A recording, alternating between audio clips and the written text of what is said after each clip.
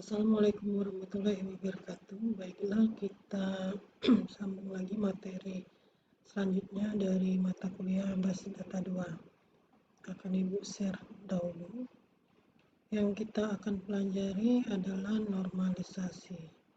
Nah, sebelum membuat normalisasi, kita pahami dulu apa itu yang namanya anomali. Di materi sebelumnya di Basis Data 1 mungkin sudah jelas ya bahwa kita sudah pernah belajar, cuma Ibu hanya mengulang saja. Apa sih anomali itu? Anomali itu penyimpangan. Artinya apa? Pada saat kita memasukkan data, pada saat kita menghapus data, ya, lalu pada saat kita mengubah data. Nah, apa yang terjadi? Ada masalah pada saat kita melakukan hal-hal tersebut. Nah, definisinya seperti berikut ya, bahwa anomali adalah penyimpangan suatu masalah yang timbul pada suatu tabel, di mana masalah itu akan terjadi pada saat tabel akan dimanipulasi. Manipulasi itu adalah insert, delete, update, itu bisa dikatakan manipulasi. Lalu merupakan efek samping yang tidak diharapkan yang ditimbulkan dari suatu proses. Untuk menormalkannya, perlu adanya normalisasi, tepatnya normalisasi data. Anomali juga terjadi karena adanya redundansi dalam database atau yang disebut juga dengan duplikat data. Itu yang namanya anomali juga. Lalu masalah yang timbul adalah tidak konsistennya data antara data pada tabel yang pertama atau master dengan tabel master ataupun tabel proses lainnya. Data menjadi hilang ketika data lain dihapus. Contoh. Oke, macam-macam anomali ada 3, yaitu anomali penambahan, anomali pengubahan, dan anomali penghapusan. Nah, kita mungkin langsung lihat di contoh ya, seperti ini. Ini contoh anomali penambahan. Nah, pada tabel mata kuliah, kode mata kuliah, nama mata kuliah, ruang, dan tempat. Ini adalah satu tabel, namanya tabel mata kuliah. Kalau diperhatikan di sini ada kode mata kuliah MK01 sampai MK05. Nah, ini dengan nama mata kuliah yang berbeda-beda.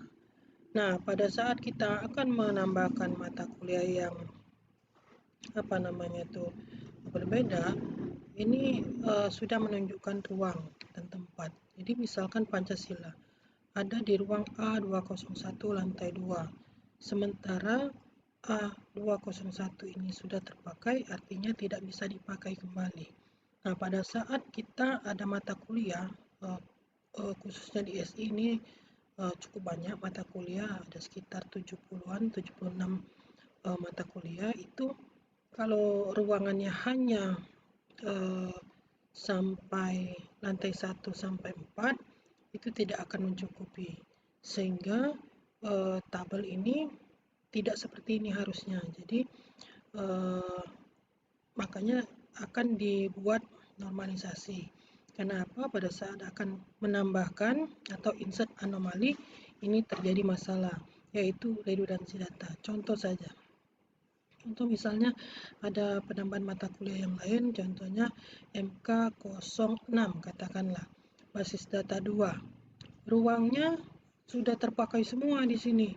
Nah, ini seolah-olah kode mata kuliah MK06 tidak bisa masuk kembali, padahal ada nama mata kuliahnya MK06. Itu ya. Lalu contoh anomali penambahan sama seperti ini. Oke, kita contoh anomali penghapusan. Anomali penghapusan terjadi jika ada suatu tuple atau baris yang tidak terpakai dihapus, mengakibatkan data yang lain hilang. Nah, kalau dilihat di sini nomor siswa 01 sampai 05 ini menunjukkan masing-masing nama kursus biaya misalnya. Nah, pada saat nomor siswa 05 ini dihapus, tidak jadi kursus, maka seolah-olah informasi dari data nama kursus bahasa Jepang ini tidak ada.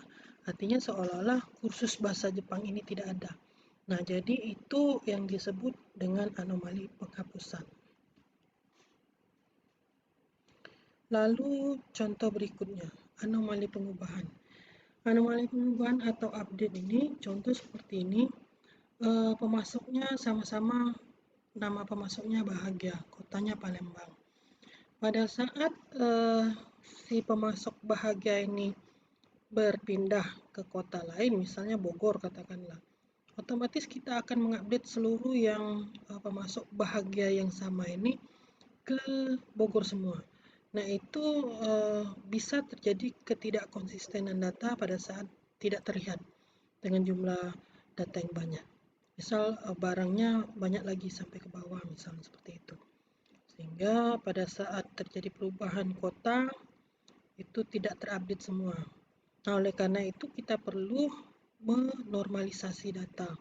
Normalisasi data itu artinya memecah tabel menjadi tabel yang normal atau beberapa tabel yang normal. Kalau seperti ini belum normal karena barang dengan jumlah ini lebih tepat kalau dilakukan proses atau menjadi satu tabel proses. Sedangkan pemasok ini adalah tabel master sehingga tidak perlu berulang menulis nama pemasok dengan kota ini. Oke, itu mengenai anomali.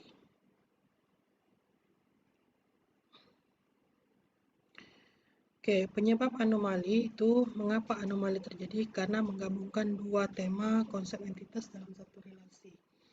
Jadi yang harusnya tabelnya itu pecah menjadi tabel master dan tabel transaksi malah tergabung menjadi satu tabel.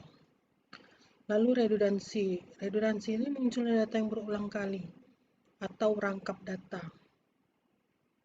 Jadi data dalam satu file rangkap dalam beberapa file, itu juga disebut dengan kerangkapan data. Oke. Mungkin untuk anomali sampai di sini dulu.